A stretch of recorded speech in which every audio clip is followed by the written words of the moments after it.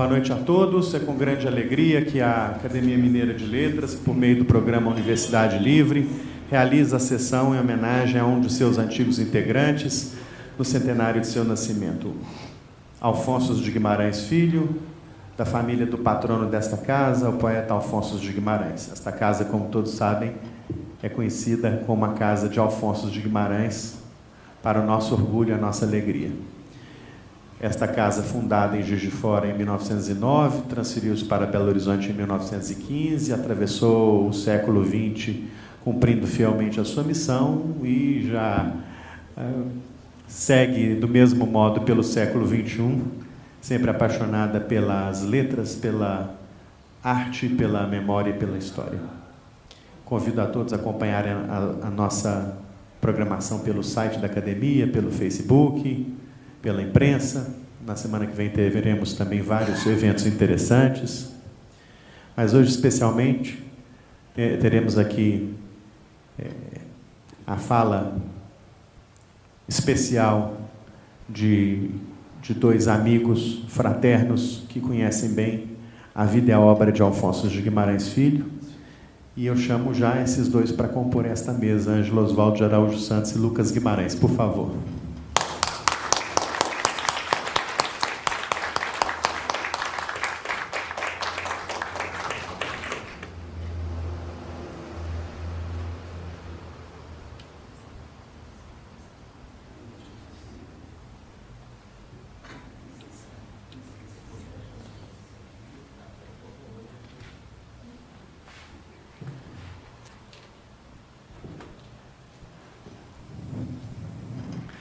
Nós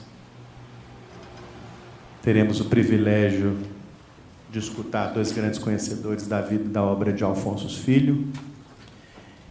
E o primeiro a falar é o acadêmico, nosso colega, secretário de Estado da Cultura, Ângelo Osvaldo de Araújo Santos. Eu queria apenas registrar, antes de passar a palavra ao Ângelo, que esta sessão está ainda mais bonita por conta desta belíssima edição do suplemento literário de Minas Gerais, que está disponível ali na entrada deste auditório e que foi preparada com a competência de sempre da equipe que dirige o suplemento. Aqui está a equipe do suplemento: Jaime Prado Gouveia, João Pombo Barilli, Lucas Guimarães. Muito obrigado pela presença e parabéns por essa belíssima edição. Sem mais delongas, com a palavra o secretário acadêmico Ângelo Osvaldo.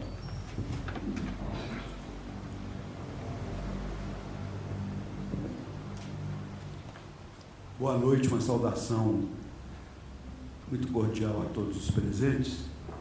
Cumprimento a nossa Academia Mineira de Letras, na pessoa de Rogério Faria Tavares, que tem sido o grande animador desta casa, sempre à frente de iniciativas marcantes nas atividades da Academia Mineira de Letras.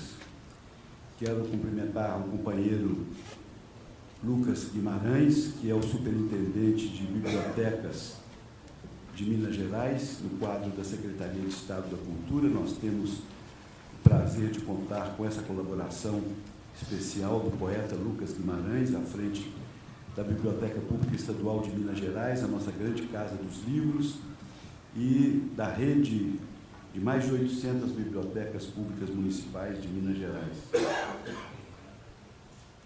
E cumprimento também a família do patrono da casa, Alfonso de Guimarães, vários familiares aqui presentes, para uma homenagem muito merecida que a Academia Mineira de Letras não podia deixar de promover neste ano centenário do nascimento de Alfonso de Guimarães Filho.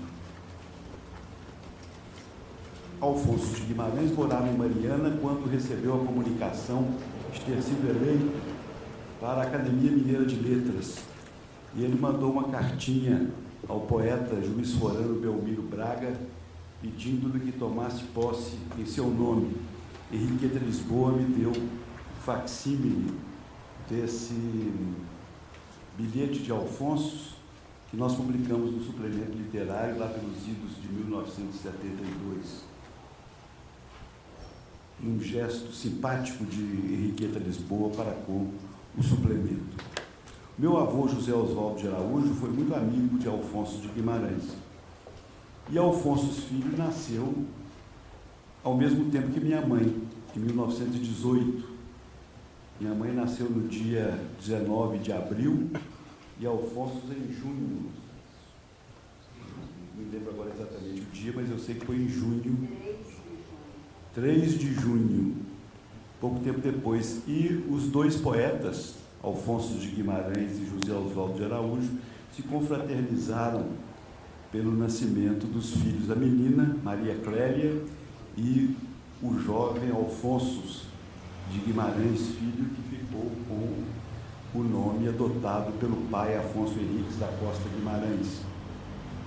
O nome poético do grande Alfonso. E Alfonso de Guimarães Filho nasceu sob o signo da poesia, já marcado pelo nome e pelo pai, pela legenda do pai, com quem ele pouco conviveu, já que Alfonso de Guimarães morreu em 1921, quando Alfonso Filho contava 3 anos de idade. Mas ele foi marcado, ao longo de toda a sua vida, sua longa vida, pela presença, pela luz lunar de Alfonso de Guimarães.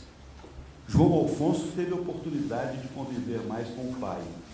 João Alfonso também foi membro desta academia na sucessão do seu pai, não na sucessão do seu pai, mas em função do seu pai ter sido acadêmico e patrono da casa. Ele foi eleito um poeta, contista e romancista modernista, eleito para a Academia Mineira de Letras em função exatamente da herança paterna. E foi para João Alfonso que o poeta Alfonso de Guimarães dirigiu uma cartinha em 1919, dizendo que ficara muito impressionado com a visita de um moço de São Paulo, que saíra de São Paulo exatamente para conhecê-lo em Mariana, o grande Mário de Andrade.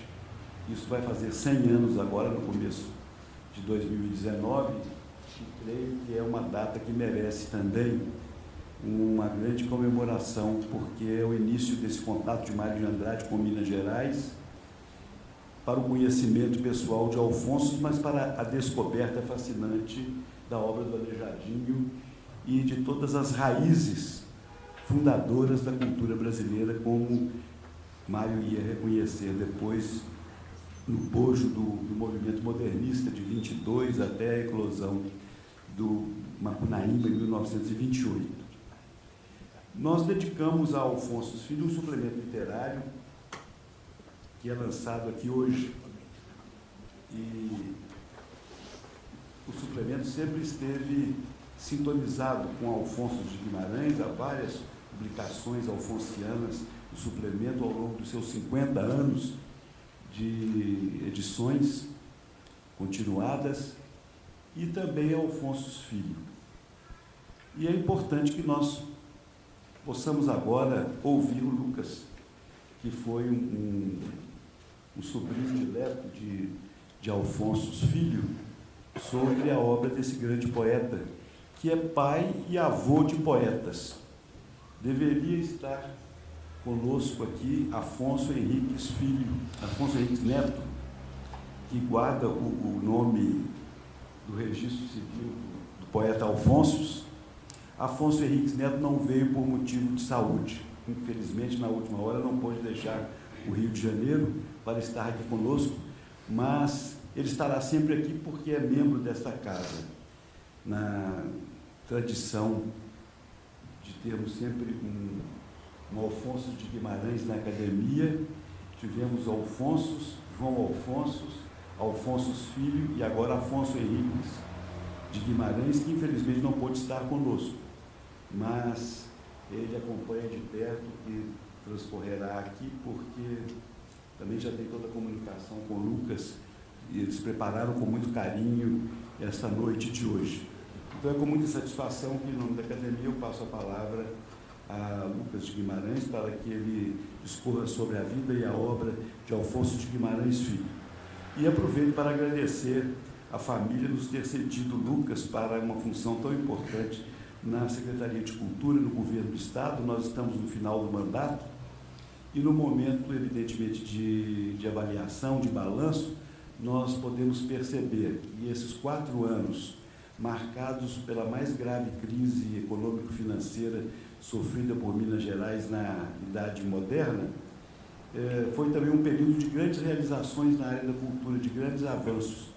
E nós deixamos, especialmente na área do livro, da leitura, das bibliotecas, nós deixamos aí grandes conquistas e muito devemos a ele e à equipe, na qual se destacam, como já frisou o Rogério Faria Tavares, o Jânio Prado Gouveia e o João Paulo Barilli, à frente do suplemento literário.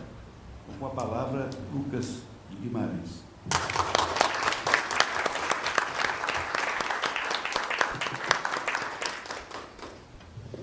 Bom, boa noite a todas e a todos. Boa noite, estimado amigo, presidente do BDMG Cultural, Rogério Faria Tavares. Boa noite ao secretário Ângelo Osvaldo de Araújo Santos, amigo, aliás, amigo da família Guimarães, como ele mesmo já remeteu. Eu acho que deve ter aproximadamente, Ângelo, 150 anos de amizade nessa família. Não é pouca coisa. E agradeço à Academia Mineira de Letras, em especial, aos parentes que estão aqui, aos que eu não conheço também, a do Leal, que está ali no fundo, a tanta gente conhecida, mas também aos desconhecidos, mas que de alguma maneira se encontram aqui na Casa da Literatura de Minas Gerais e em torno do centenário de nascimento de Alfonso de Guimarães Filho.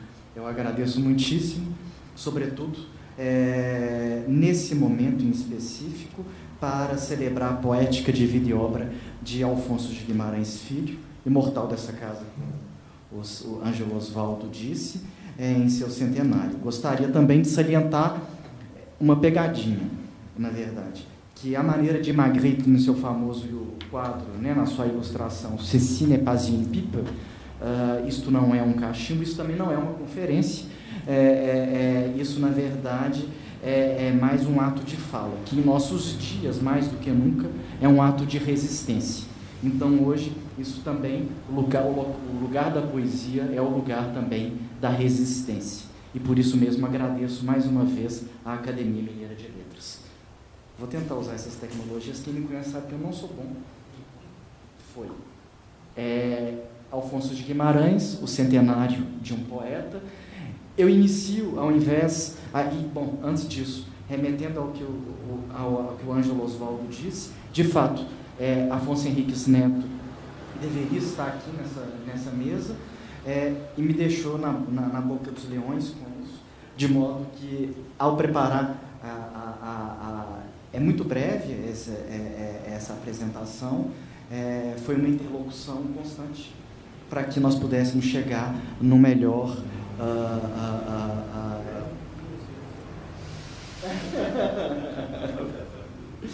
Então, eu começo aqui, na verdade, não com Alfonso de Guimarães Filho e não com Alfonso de Guimarães, mas começo, na verdade, com uma citação de Mário de Andrade. Por quê? Porque, não só por conta desse 1919 histórico, quando há a visita de Mário de Andrade ao velho Alfonso de Guimarães, mas porque eu entendo nessa breve palavra, ele estava com 47. Com 47 anos, quando eu digo velho Alfonso, é só para separá-lo do jovem Alfonso, que também não é mais jovem Alfonso, o Alfonso de Guimarães Filho, que morreu, nem tinha nascido sequer, ele, 1918, tem razão, tinha 1 ano de idade. Mas aqui para mostrar um pouquinho e talvez para desmistificar um pouco aquilo que se tem de imagem da obra que Alfonso de Guimarães Filho nos apresentou. Então eu cito: escrever arte moderna não significa jamais para mim representar a vida atual no que tem de exterior. Automóveis, cinema, asfalto. Se estas palavras frequentam-me o livro, não é porque pense com elas escrever moderno, mas porque, sendo meu livro moderno, elas têm nela sua razão de ser. Sei mais que pode ser moderno artista que se inspire na Grécia de Orfeu ou na Lusitânia de Nun Álvares.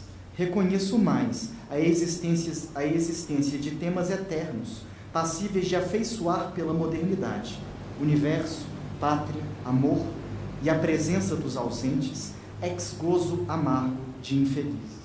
Bom, essas premissas que o Mário de Andrade coloca no seu prefácio interessantíssimo das Obras Completas, tangencia de alguma maneira essa breve apresentação, mais uma vez, 3 vezes breve, da obra de Alfonso de Guimarães Filho, que, ao contrário do que muito se diz por aí, que era um sonetista, etc., não, ele atravessou diversas formas poéticas e as não formas poéticas também. Aliás, sobre as não formas poéticas, cai em minhas mãos, e aí de maneira inédita eu apresento, um romance que ele escreveu. Esses são os originais desse romance, que se chama Aquela Jarra, de 1968, ele já conhecido como poeta, mas agora, pela primeira vez, cabe agora, e nós o faremos, claro, a desenvolver e apresentá-lo a especialistas da área, para que nós possamos, talvez, ver, 100 anos depois do nascimento de Alfonso de Guimarães Filho, uma nova obra. E 50 anos depois da redação, da criação desse romance. Ainda em carta de Mário de Andrade, antevemos a recepção crítica de seu fazer poético de Alfonso Filho, os conselhos de um mestre a um neófito poeta. Assim, na carta de 1940, escreve Mário de Andrade: Alfonso, tudo é sinceridade, mas em você, sinceridade precisa ter um sentido dinâmico.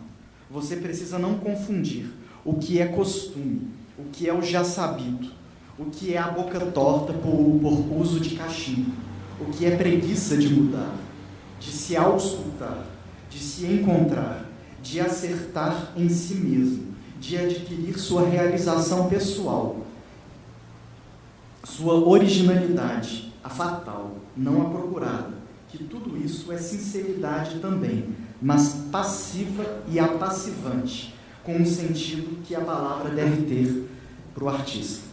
E ali já começa, aí é o jovem Alfonso Filho, jovem Alfonso Filho, conversando com um de seus mestres, que foi um de seus mestres, Mário de Andrade, em que ele apresenta, na verdade, alguns originais, e ali já começa a receber as suas críticas de seu próprio fazer poético, obviamente muito influenciado pelas gerações anteriores. No entanto, enquanto os radicais do modernismo propunham a hierarquização dos discursos, Alfonso Filho continuava preferindo não fazer das palavras ou de suas formas uma elitização de visões de mundo. Ele não propagava a união descompromissada entre a tradição e o moderno na arte, e sim a interação entre o legado deixado por cada um, a fim de construir um universo em que efetivamente dominasse a liberdade de expressão. Aliás, liberdade de expressão, uma expressão tão cara nos dias de hoje. O poeta simplesmente desconsiderava a preponderância modernista ao preferir, em alguns momentos, caminhar com as próprias pernas, ainda que apoiado na estética romântica, simbolista, parnasiana, entre outras. Não são poucas as respostas negativas que o jovem dá diante das prescrições, mostrando a Mário que em seu universo literário imperam alguns modelos de apresentação, de criação e de subjetivação diferentes dos que a estética dominante propunha. Não à toa, o escritor e crítico literário Alexei Bueno escreveu em seu livro Uma História da Poesia Brasileira. Trata-se, abre aspas, das trajetórias mais longas e coerentes do lirismo brasileiro da fase final do modernismo. Tal coerência não se traduz por continuidade, muito pelo contrário, mas por uma sucessão de rupturas comandadas por uma unidade essencial, intocada, como ocorreu também com não poucos dos nossos grandes poetas modernos. Se um Manuel Bandeira e uma Cecília Meirelles, por exemplo, saíram de um estilo entre o simbolismo e o neoparnasianismo para chegarem até a sua fase modernista, o primeiro Alfonso Filho, aquele de Lume de Estrelas, o seu primeiro livro, aparece como um poeta de sopro vasto e forte índole romântica, um romantismo noturno, entre San Juan de la Cruz e Novaes, é o que diz Alexei Boêmio.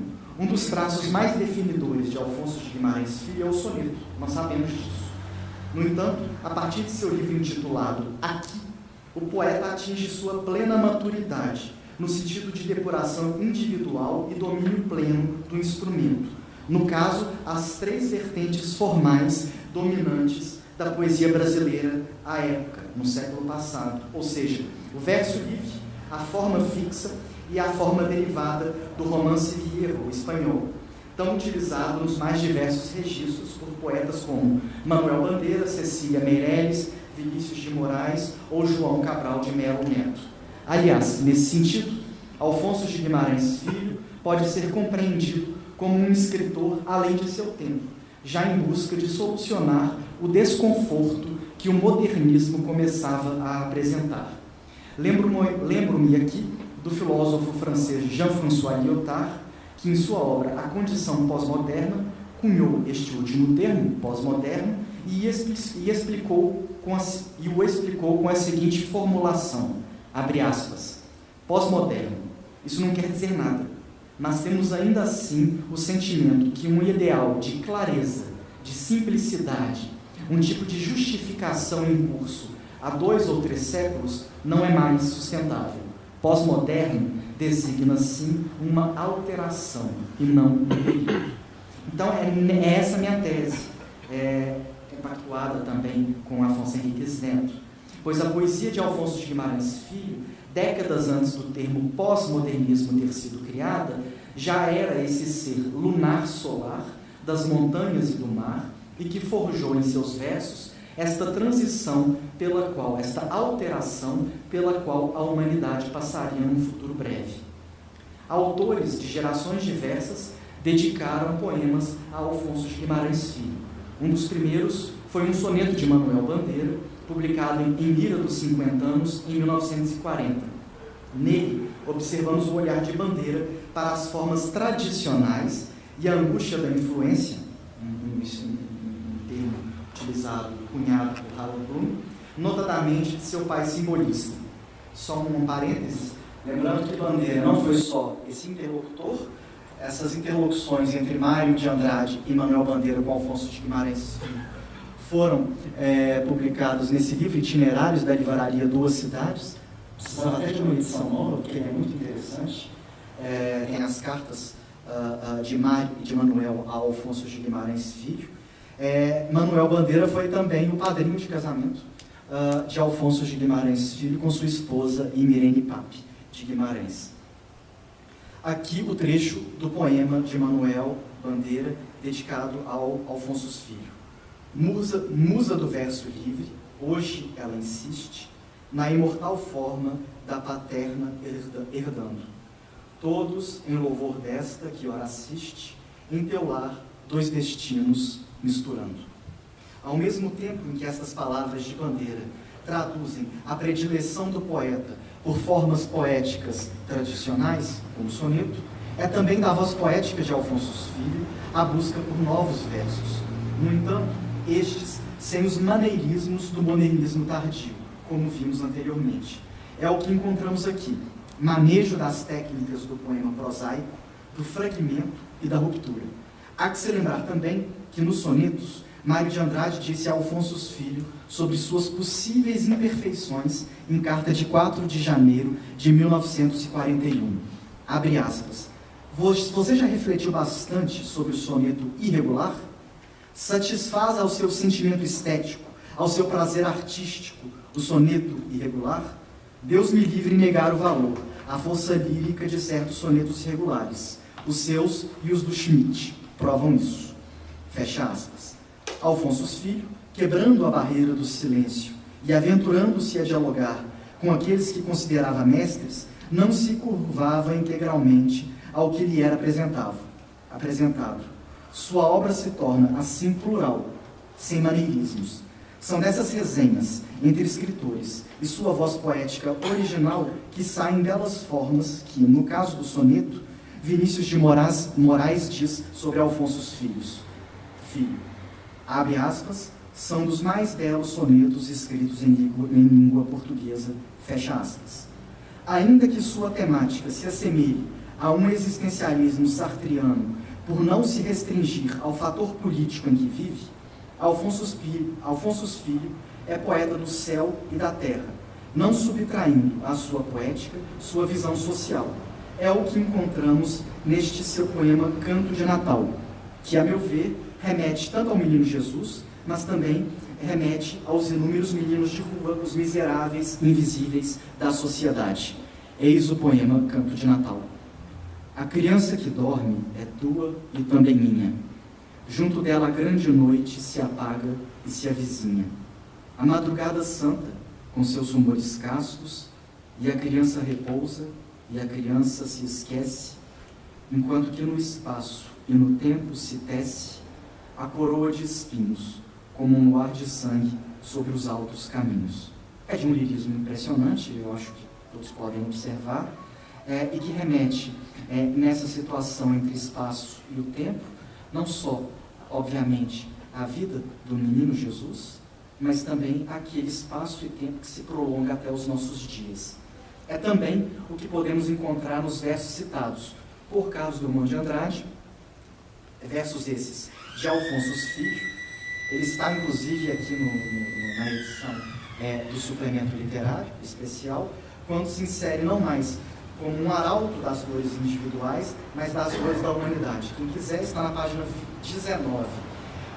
E um trechinho apenas, Alfonso de Guimarães Filho, nesse seu poema, diz: Senhor, me sinto irmão desesperadamente, fraterno, indissolúvel, irmão da planta imóvel, irmão da fera, irmão, da estrela e do cigano, irmão do saltimbanco, irmão da água, irmão da noite, irmão da morte, sempre irmão, na carne desolada, que desce para o chão e curva o seu mistério, para a noite febril que sopra do passado. Na carne desolada, o mundo se revolve. Senhor, me sinto mundo, e é intenso e além do homem, sentir na própria carne a criação do mundo. E aí eu remeto, obviamente, ao singular universal kantiano, ou seja, ele pega, a princípio, na sua criação poética, as dores internas, as dores da própria existência, as dores sartrianas, e consegue desenvolver imagens poéticas que remetem à dor do mundo, ou seja, ao universal. Nós falamos também, anteriormente, das características da experiência modernista, e aqui vai um exemplo do oposto dessa forma rígida, com a qual nós já lidamos anteriormente. É apenas um trecho, o poema é grande. Solilóquio do suposto atleta. Os espetáculos multicores, o frêmito das multidões, o futebol em chama, os triunfos em sol, foguetes, lágrimas, o impulso nacional pela conquista, de algo que é mais que um símbolo ou um troféu, de algo que funde todos num uníssono, harmônico explodir de gozo e pânico, de paixão, esperança. Nunca fui de um esporte qualquer, mas sempre amei ver multidões uivando em ardência e espanto. E fui eu próprio, num momento de ouro, o sol e cântico, a multidão fremindo, para sempre fremindo entre bandeiras, entre estandartes. Fui eu próprio, a entranha e o cerne de milhões se transfundindo e crescendo e vibrando entre os clarões de um espocar de fogos. Vida, vida, fulgurante canção, a mais fantástica, a mais real e lúcida canção. E aqui conseguimos observar que para o poeta, para Alfonso Filho, vida e poesia estavam em conjunto. Elas precisavam estar em conjunto. A poesia ela não era simplesmente um factoide de vida. Ela era, na verdade, um substrato da vida e vice-versa. Uma carta de Alfonso de Guimarães Filho, endereçada a Carlos Drummond de Andrade, em 14 de dezembro de 1940, inaugura o diálogo via correio entre os dois mineiros, que já eram amigos já há muitos anos. Alfonso se inicia agradecendo o livro presente, Sentimento do Mundo, ofertado pelo amigo. Em meio às manifestações de euforia, solicita a intervenção de Drummond junto ao ministro Capanema para sua nomeação a um cargo público na capital mineira. A justificativa do pedido é a seguinte, abre aspas, estou fazendo força para permanecer por aqui, para não ser atirado, como meu pai, no interior e por lá ficar esquecido. Fecha aspas. Desde o primeiro contato, o jovem deixa claro seu desejo de fixar residência na metrópole e fugir do enfado da vida interiorana. Mais do que um sonho de um rapaz provinciano com propostas de subir na vida, esse desejo denuncia que precocemente havia no poeta a intenção de fazer parte dos novos programas políticos e dos projetos de uma arte moderna e cosmopolita de abrangência nacional. Cabe aqui remeter a uma pequena biografia de Alfonso de Guimarães Filho. Como isso eu falei no início, não é uma conferência. Normalmente as conferências nós começamos com a biografia. Eu coloquei essa pequena biografia no meio, propositalmente. Alfonso de Guimarães Filho nasceu em Mariana, em 3 de junho de 1918. Ingressou no jornalismo na capital mineira em 1934. Exerceu em 1943 as funções de diretor auxiliar da Rádio Inconfidência e de diretor-geral em 1946. Casou-se em 17 de julho de 1943, no Rio de Janeiro, com Imirene de Souza Paz. O casal teve 3 filhos, Afonso Henriques Neto, imortal aqui também da Academia Mineira de Letras, poeta, escritor, crítico literário, tradutor. Luiz Alfonso, artista plástico daquela geração do Rio de Janeiro, junto a Cildo Meirelles, aquela turma ali. E Diná Guimarães, antropóloga e escritora. Ele foi auxiliar de gabinete de Juscelino Kubitschek no governo de Minas Gerais e na presidência da República. Aí um pequeno parênteses, ele como auxiliar de gabinete, ele também, a partir de uma determinada data, é também o responsável pela redação dos discursos de Juscelino Kubitschek. Nós temos essas cartas e esses discursos no acervo da família. Assumiu, em 1958, o cargo de subprocurador-geral do Tribunal de Contas da União, aposentando-se em 1972. Outro parênteses, naquela época de perseguição ao grupo de JK, o grupo de JK sofre cada qual uma certa sanção. No caso de Alfonso Filho, a sanção ela foi pecuniária. Ele se aposentou com 1/3 do valor do salário de um subprocurador-geral do Tribunal de Contas da União e permaneceu assim até o final da sua vida. Residiu durante vários anos em Brasília, ficava entre Rio de Janeiro primeiro, depois Brasília e depois se retorna a Rio de Janeiro. Era seu irmão, o escritor João Alfonso, como o secretário Ângelo Osvaldo disse. Em suma, ele sempre esteve na centralidade da vida política e cultural do país e levou, como vários relatos demonstram, a poesia e a reflexão aos labirintos do poder. São muitas as vozes que convivem no painel reconstruído pelo autor. Limitada ao imaginário pessoal e coletivo, a obra de Alfonso lança um novo olhar sobre a vida moderna. Em dado momento de sua carreira, fugindo ao ambiente das percepções que impunham certo caráter autobiográfico à sua obra, surgem, por exemplo, os poemas em que Brasília é cenário e fonte de inspiração, a partir de episódios reais ou fictícios, por meio dos quais o poeta explora os arredores de uma cidade que já tinha um vasto imaginário, histórias e personagens inusitados. Obviamente que naquela época, esse vasto imaginário de histórias e personagens inusitados não podiam sequer imaginar que seriam esses inusitados que vivemos atualmente.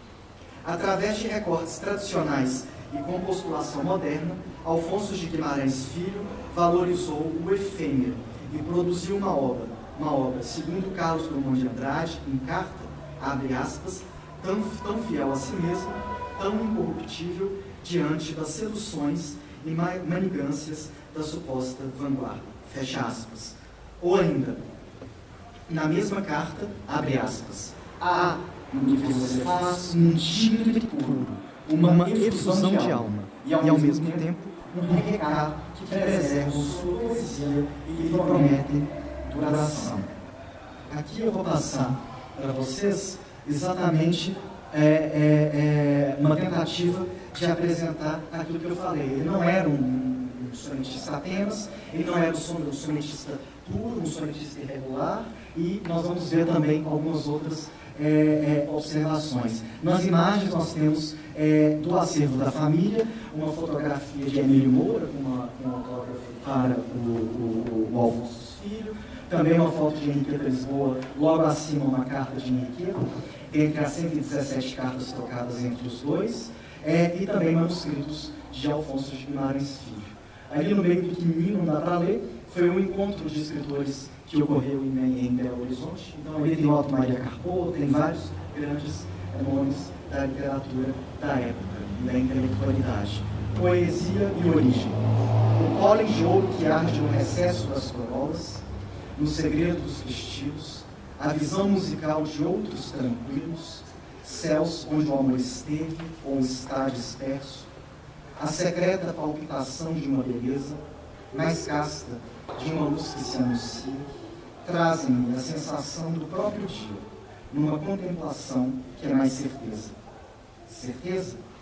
Antes, o supremo encantamento de quem renasce com as manhãs, em luminosa plenitude e as vê morrer, frágeis ao vento.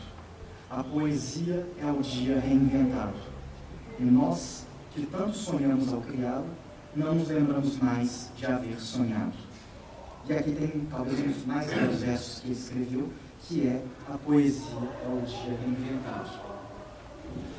E aqui se é de alguma maneira um soneto que remete à poesia e origem da sua própria escrita poética, nesse nós já vemos, na verdade, a origem e a dor, a angústia do afastamento da origem de ser do colo paterno, do colo materno, da sua cidade de origem mariana. O soneto da Capela de Santana. Cheguei sem nem saber por que viria. Cheguei cantando em plena madrugada. Por encontrar a porta entrecerrada, cantando entrei, cantando ficaria. Não fosse o teu silêncio, a mão cansada, contendo a claridade fugidia, Senhor, eu nem cuidara de mais nada, com tanta ardência desejar o dia. A capelinha, um céu silvestre vivo, dormia no sossego da montanha, e eu que cantava e ria sem motivo. Quem é que diz que poderia agora, ao ver-te um olhar ferido e a dor tamanho, deixar-te aí, Senhor, para ir embora? É claro que tem toda uma conotação religiosa cristã nesse poema, mas subjaz a essa a capela do cemitério. Aqui tem exatamente a capela e o cemitério, mas, ao mesmo tempo, remete por que desse poema, né? Isso é uma conversa de Afonso Henriques Neto com o pai, com Alfonso Silva. Por que desse poema, pai? Falei assim, porque eu não paro de sentir falta do meu pai. Que está enterrado exatamente na Capela de Santana. Agora nós vamos para um outro Alfonso Filho. É um Alfonso Filho efetivamente surrealista, um Alfonso Filho de versos longos e de formas absolutamente livres. Cadeira de dentista. Qualquer coisa nos diz que a liberdade é próxima. Do alto edifício, a paisagem se modela nitidamente ao sol. Mas que paisagem? São os mesmos blocos de edifícios altos e sujos, e a solidão das janelas. Qualquer coisa nos diz, e no entanto, esta inexorável submissão ao destino. E aqui é uma espécie de, eu posso dizer, de mistura entre uma forma tradicional e uma temática de vanguarda. Melhor dizendo, não chega a ser um poema surrealista, mas com imagens que tangenciam o surrealismo. E, ao mesmo tempo, demonstra qual é a percepção do poeta no seu fazer poético, no que concerne à leitura. Para o poeta, aí nós veremos que a leitura já faz parte da criação poética de qualquer escritor. E isso me lembra uma das cartas que Alfonso Filho me enviou, quando eu, com a cara de pau de sempre, enviava a ele meus poemas, e ele falava: quando você escrever um livro, não deixe nunca de ler um livro, mas não deixe de ler um livro qualquer. Não deixe de ler um livro daqueles que você sabe que jamais conseguirá alcançar, dos inatingíveis da humanidade.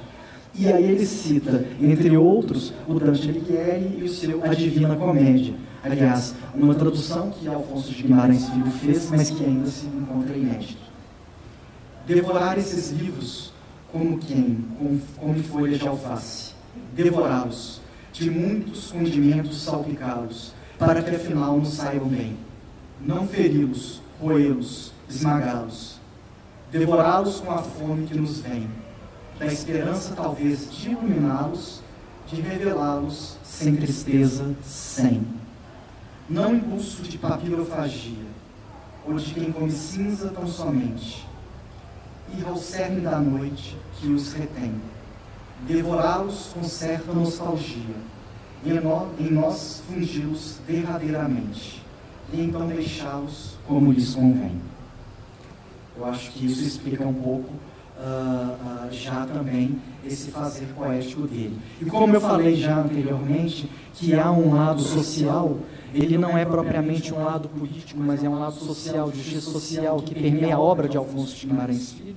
Eu escolhi um poema que remete a 518 anos atrás e, ao mesmo tempo, remete ao dia de hoje.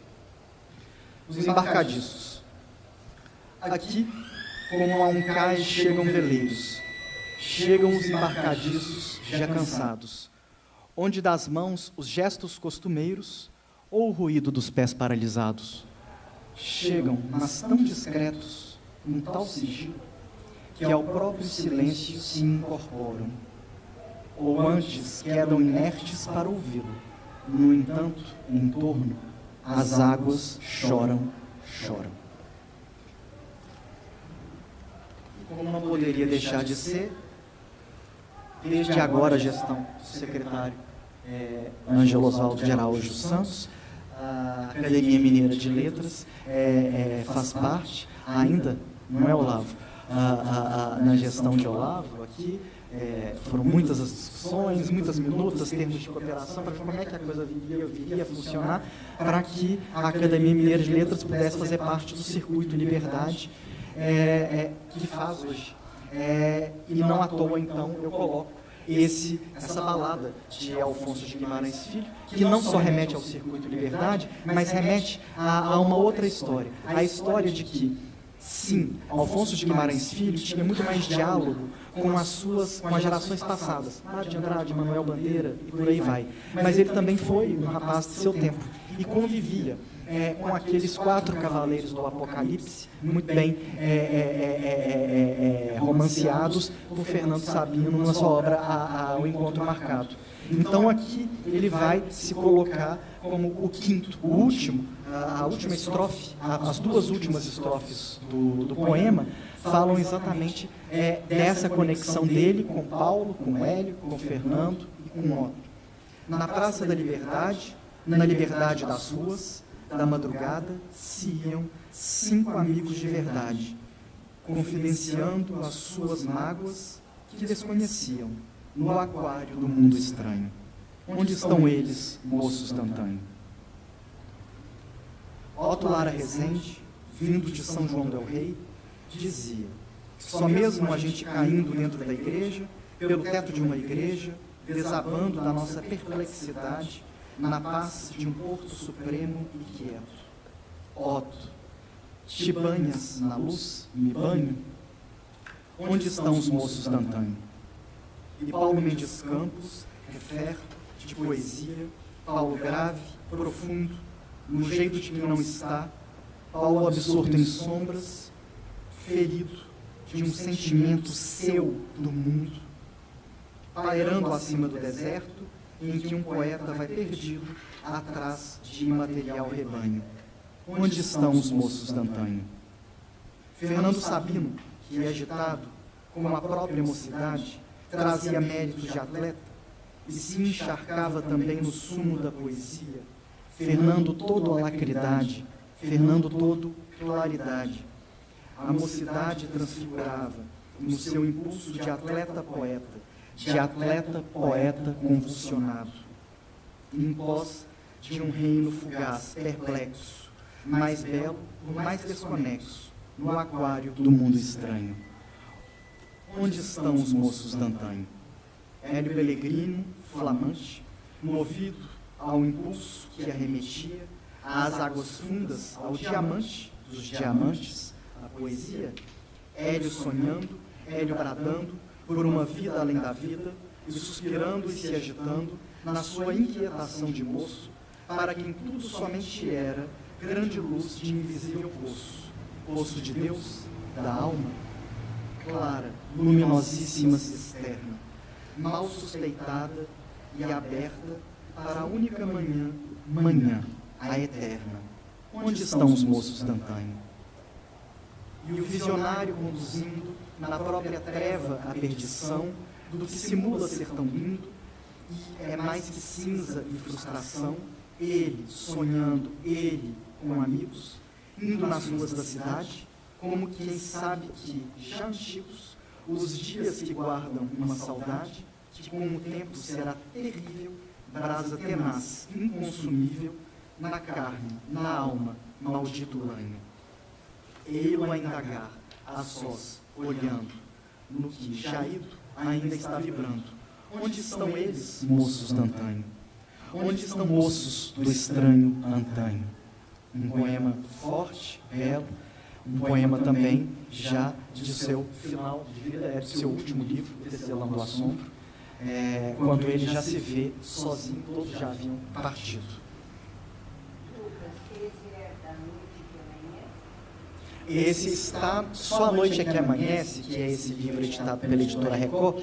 Esse daqui, na verdade, é um livro de obras completas.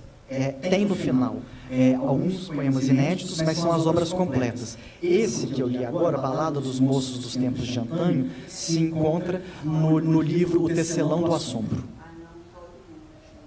É o último do Alfonso. Esse é o último que ele publica em vida, mas é uma antologia. Ele não é de inéditos. De livros inéditos, o último dele é O Tecelão do Assombro. Bom, em cada carta de Alfonso de Guimarães Filho e Mário de Andrade, em carta de Alfonso de Guimarães Filho e Mário de Andrade, em 1943, ele diz, isso o Alfonso Filho, abre aspas, o mundo chegou a um momento muito sério e que estamos em guerra, fecha aspas. Por isso, eu termino estes apontamentos com um poema que se encontra agora no telão.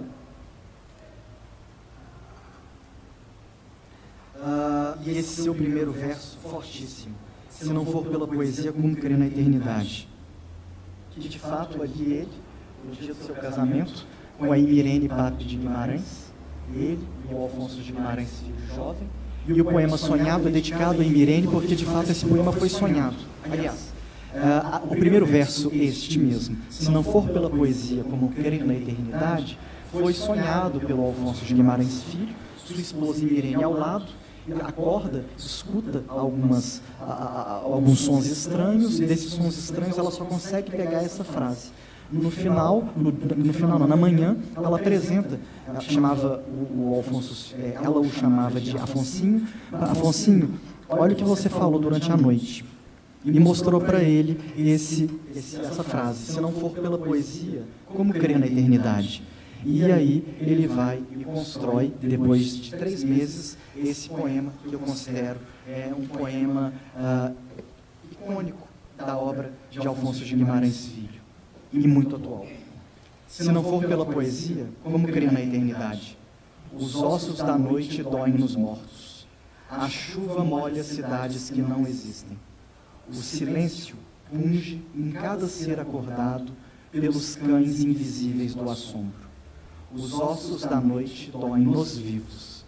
A escuridão lateja como um seio. E uma voz, De onde vem? Repete incessantemente. Se não for pela poesia, como crer na eternidade? Bom, se Alfonso Filho era de uma poética lírica por excelência e de sofrimentos abissais, a leitura de sua obra revela o que o move, talvez em outro plano, o ser humano demasiadamente humano.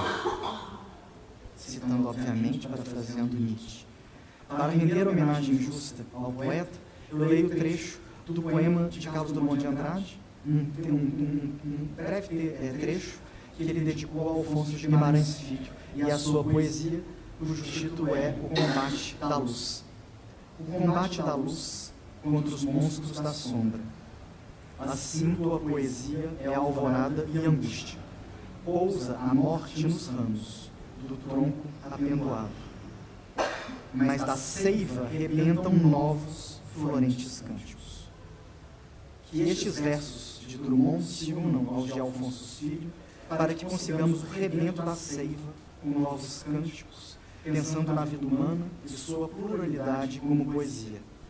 Talvez assim possamos crer na eternidade.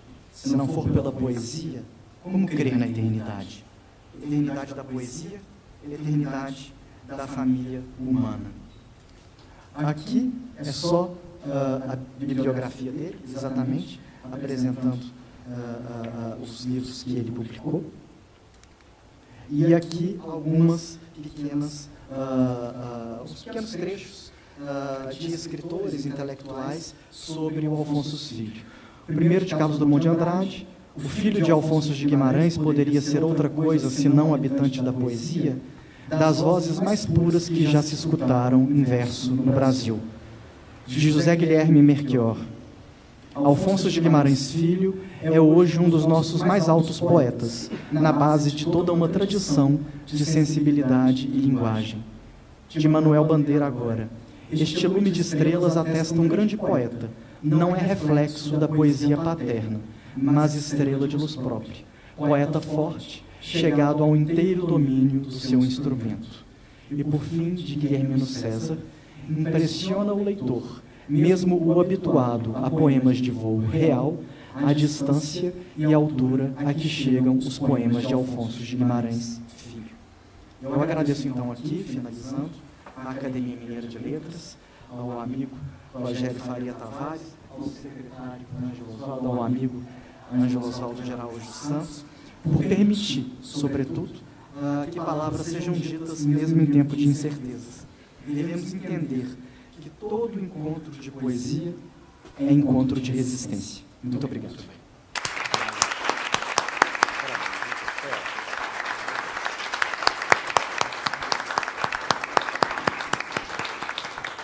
Muito obrigado, Lucas, por essa bela conferência.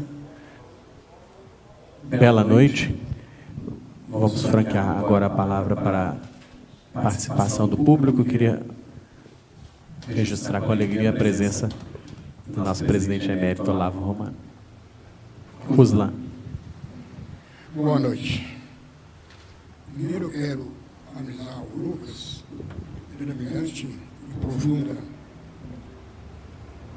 palestra sobre a vida e a poética de Alfonso Filho. Foi notável o seu trabalho. Obrigado, Ruslan. E eu quero abrir em ato aqui para falar da mãe do Alfonso Filho, viúva Alfonso Filho, Dona Zenaide, porque eu considero ela uma heroína, porque com a morte inesperada do seu marido e Mariana, a vida já era difícil. E seu marido? O que será de nós? Mas ela, com muito denudo, muita energia, muita força, muita personalidade, muita visão, embarcou os 14 filhos. Eram 15, você já havia morrido, embarcou com os 14 filhos para Belo Horizonte, veio morar na casa Tomé Souza, número 35. Não, era assim, depois se cresceu. Foi morar na casa do Arthur Guimarães e irmão do Alfonso. Foi para lá, e de lá, como ela tinha recebido um pecúlio, era pouco, ela comprou a casa na rua Souza 100, a viúva do Bernardo Guimarães, Dona Teresa, que eu vou conhecer ainda, por ela. Mais tarde, hein? Não, depois dos 55 foi depois, mas no começo era 100. E ela, a casa era grande, mas a família era enorme. Então ela fez o seu, o lote era grande, construiu, sabe, uma casa lá com 6 pavimentos, com 6 compartimentos, eu trouxe um empregado de construção do circo para cozinhar na casa, né? A família era grande, né? Mas ela foi ajeitando. As duas filhas mais velhas, a Poncina e a Ica, tinham se formado numa lista lá em Mariana, vieram dar aula. A minha mãe de lá e as outras foram trabalhar. Os meninos ela colocou para estudar, né? O João Afonso morava aqui e também ajudou muito, né? Então foi uma luta difícil, sabe? Mas ela educou todos, garantiu todos, por isso que eu falo, é uma mulher notável, à altura do marido dela.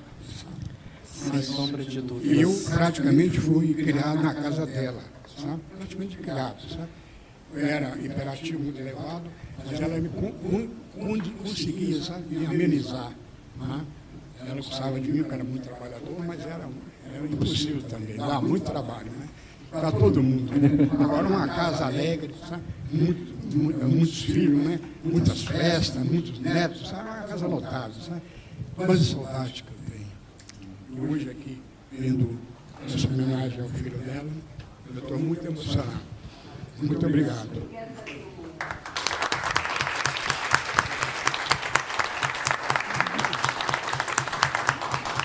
Uma pequena lembrança aqui do tio Afonso, que ele nasceu em 1918, consequentemente a minha mãe também em 1918. E ele vindo a Belo Horizonte uma das últimas vezes, ou mamãe também que ia muito Na casa.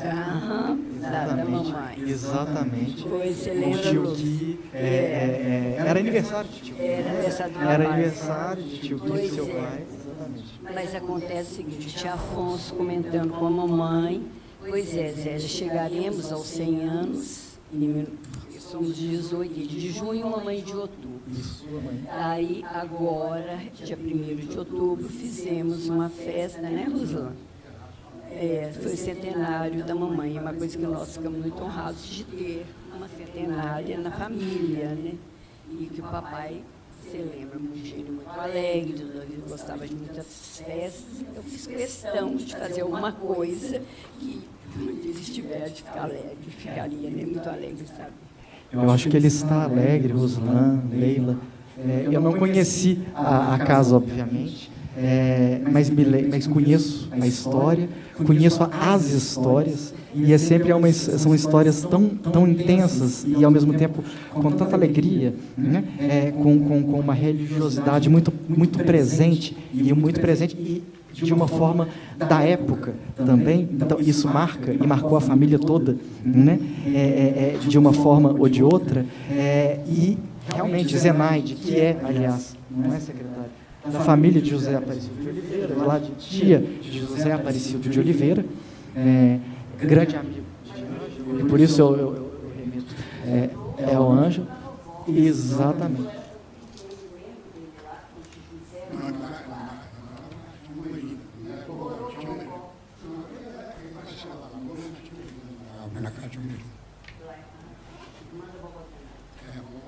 Agora, eu esqueci um fato muito interessante e merece ser falado. O Madianário, em 1919, foi em Mariana conhecer Alfonso, juntado com as poesias dele, né? Mas, depois disso, quando rolou Belo Horizonte, toda vez que ele ia Belo Horizonte, ia fazer uma visita a ela, sabe? E a última visita que ele fez, na véspera dele morrer, ele ficou na casa da minha avó. Tem uma foto, que até eu preciso que eu não deve estar, eu, Madianário e vovó, sabe?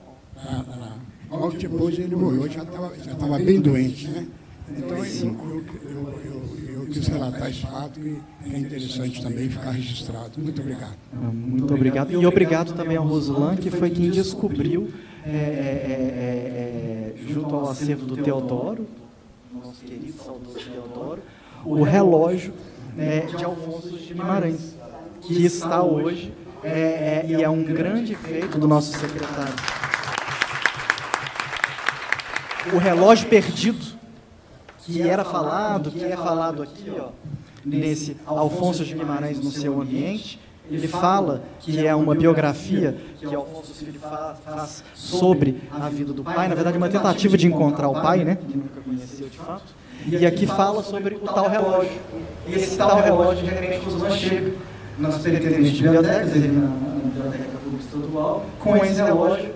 Aí foi só show, né, primeiro, mas hoje não é choro, é alegria, e mais alegria ainda porque nessa gestão do secretário Ângelo Osvaldo, foi possível verdadeiramente, e vocês que acompanharam mais de perto da família, como nós lutamos, como nós brigamos, de 2010 até sei lá quando, aparecendo em Veja, em Folha de São Paulo, e hoje em dia, porque o museu estava abandonado, estava quase caindo, e foi agora que não somente ele abriu as suas portas, integralmente restaurado, integralmente acessível, mas com uma belíssima expografia. Nem toda a família pôde ir, nem todos os que estão aqui presentes puderam ir, mas eu tenho a impressão de que é uma pequena pérola incrustada naquele grande soluço de Mariana, como diz no poema do nosso querido Alfonso Filho.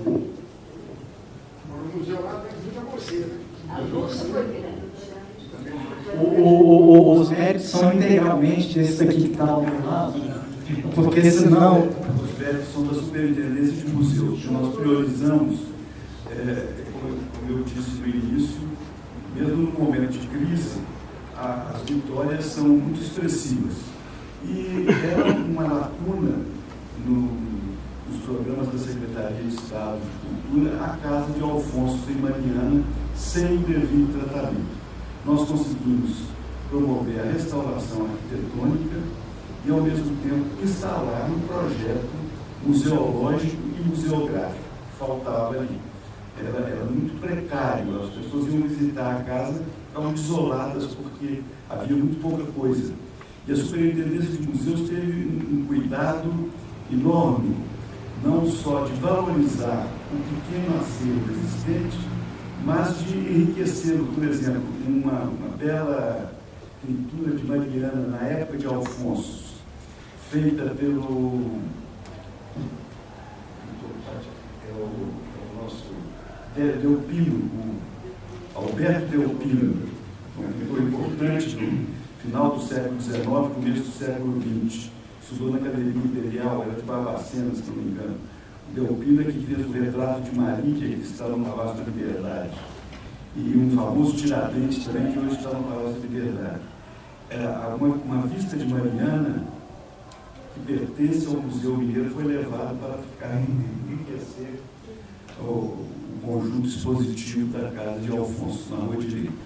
E há hoje um grupo trabalhando intensamente com crianças que frequentam a casa, que leem os poemas do Alfonso, tem um clube um jogral, um coral. Existem os Alfonsinhos.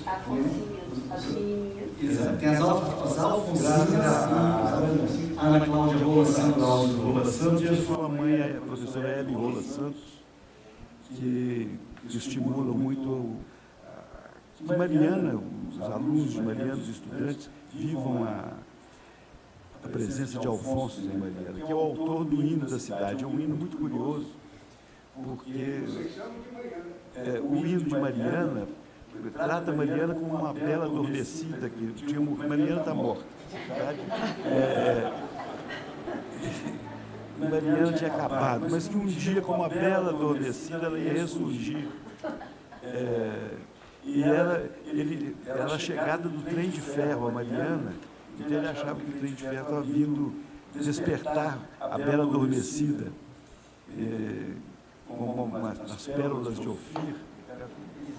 Mariana, sempre a sonhar, vive de mortas alegrias, sempre a sonhar, sempre a sonhar, vive de mortas alegrias, porque Mariana era a cidade dos 3 Bs, apesar de batinas, burros e badalos, os sinos tocando, os responsos de Alfonso, os burrinhos andando na rua e a padralhada da arquidiocese de Mariana. Então, e o Alfonso ali, na rua direita, gaveteiro. Mas o Alfonso já não era gaveteiro, ele era ouropretano, porque ele nasceu na rua São José, em Ouro Preto. Está lá a placa, e tem uma portinhola, quem passava lá, uma portinhola de ferro na casa em que ele nasceu, com escrito AB, que é Albino Guimarães, o pai dele, na rua São José.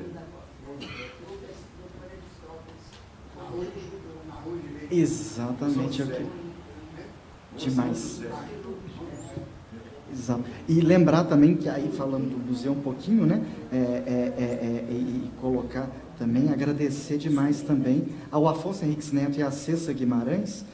Nós nos encontramos 27 vezes com a Andréia Matos, que é a superintendente de Museus e Artes Visuais da Secretaria de Saúde, para montar a expografia, para montar a museografia, para entender o que era aquilo, como podia ser feito. Foram 27 viagens, né, do Rio de Janeiro até aqui, porque não foi daqui até lá, foi de lá até aqui, para conseguir estarmos hoje com um museu tão belo como é esse Museu Casa Alfonso de Guimarães. Todos são convidados para isso. Aliás, eu acho que nós já devíamos, já quem está aqui, se interessa por Alfonso de Guimarães Filho, deve se interessar também pelo seu pai, Alfonso de Guimarães. Se não se interessar, vai se interessar a partir do momento que for lá. A gente pode montar já aqui um grupo e fazer uma excursão direta, e o secretário junto, e o Rogério também. A academia, eu me lembro que no centenário da academia, em 2009, o presidente Murilo Badaró fez questão de marcar uma ele chamou de romaria à casa de Alfonsos e ao túmulo, ao mausoléu no cemitério de Santana. Nós vimos aqui a capela do cemitério. Esse mausoléu foi mandado construir pelo governador Juscelino Kubitschek.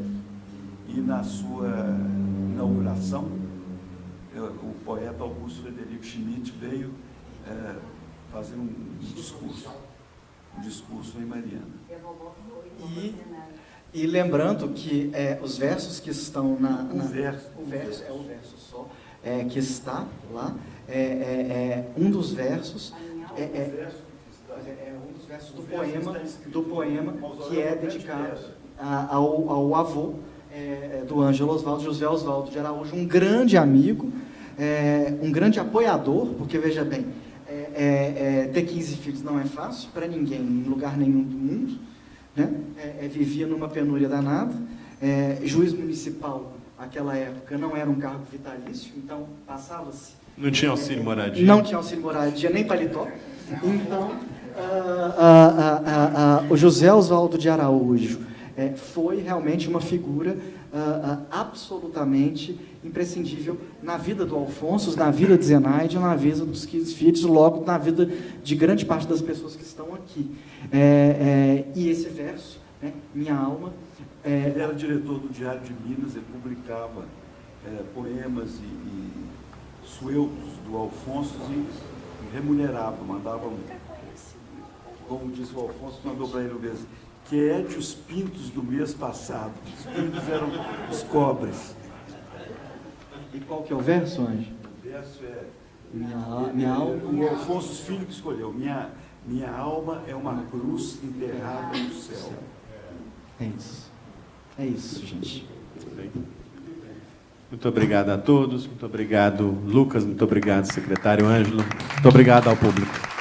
E quem não pegou o suplemento literário ainda, ele está lá fora. E um agradecimento mais do que especial, não é nem agradecimento, é um reconhecimento ao Jaime Prado Gouveia, o nosso diretor do suplemento literário de Minas Gerais, ao João Barilli, o nosso jornalista, que é também do suplemento literário do jornal, mas que também administra o Prêmio Governo Minas Gerais de Literatura, Ou seja, e é uma equipe, eu já agradeço, tá, Ângelo?